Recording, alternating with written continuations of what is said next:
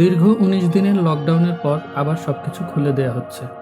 Regular commuting শুরু করবার আগে আমাদের কিছু জিনিস নিশ্চিত করা দরকার। কারণ এই কয়দিন বাইকটি এক প্রকার পড়েই ছিল। এটা নিয়ে রাস্তায় নামার আগে নিশ্চিত হতে হবে যে সবকিছু ঠিকমতো কাজ করছে কিনা।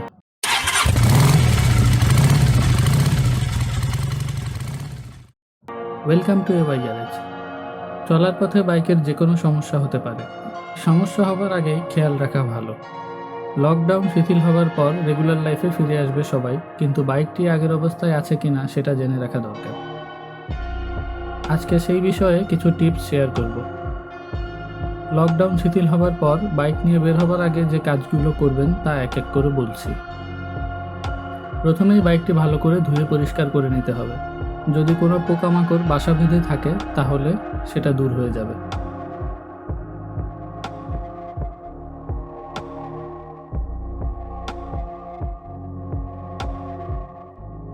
এরপর এয়ার ফিল্টারটি চেক করে নিতে হবে। যদি প্রয়োজন হয় তাহলে ফিল্টারটি পরিষ্কার বা পরিবর্তন করে নেওয়া যেতে পারে।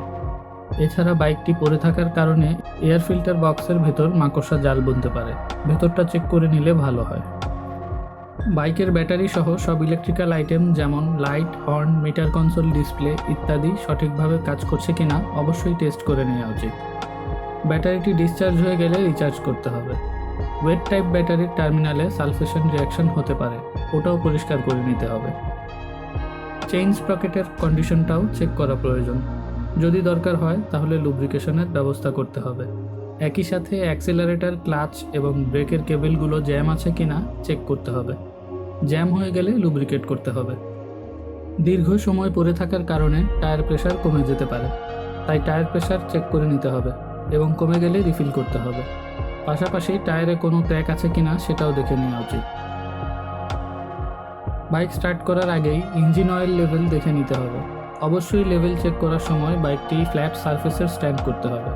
অয়েল লেভেল কমে গেলে টপ আপ করে নিতে হবে, অথবা বেশি পুরাতন হয়ে গেলে চেঞ্জ করে নেওয়া ভালো।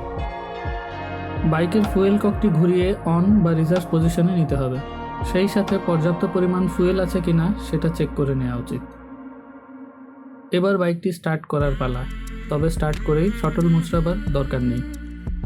কিক স্টার্ট অপশন থাকলে কিক দিয়ে স্টার্ট করতে হবে। 5 মিনিট আইডেল আরপিএমে বাইকটি স্ট্যান্ড করে রাখার পর বাইকটি ব্যবহার করা শুরু করা যেতে পারে। অনাকাঙ্ক্ষিত দুর্ঘটনা থেকে বাঁচতে সঠিক সময়ে ব্রেক করতে হয়, তাই ব্রেক ঠিকমতো কাজ করছে কিনা পরীক্ষা করে নেওয়া দরকার। একটি ফাঁকা রাস্তায় অল্প গতিতে বাইকের ব্রেক টেস্ট করা যেতে পারে। তারপর সার্ভিসিং অথবা রিপ্লেস করার প্রয়োজন থাকলে তা করে নেওয়া যাবে। লকডাউনে বাইকিং অ্যাক্সেসরিজগুলো ফেলে রাখতে হয়েছে, তাই রেগুলার ইউজের আগে বাইকিং অ্যাক্সেসরিজগুলো ধুয়ে নেওয়া উচিত। একদম শেষের বিষয়টি হচ্ছে বাইকের যাবতীয় ডকুমেন্টস আপ টু ডেট আছে কিনা খেয়াল করা। হতে পারে লকডাউন চলাকালীন কোনোটার মেয়াদ শেষ হয়ে গেছে। মেয়াদ উত্তীর্ণ ডকুমেন্টস নিয়ে রাস্তায় বের হলে ট্রাফিক আইনে মামলা হতে পারে। সব কিছু ঠিক থাকলে আমরা আবার স্বাভাবিক জীবনে ফিরে যেতে পারবো। সবাই ভালো থাকুক এবং সুস্থ থাকুক এই কামনা করছি।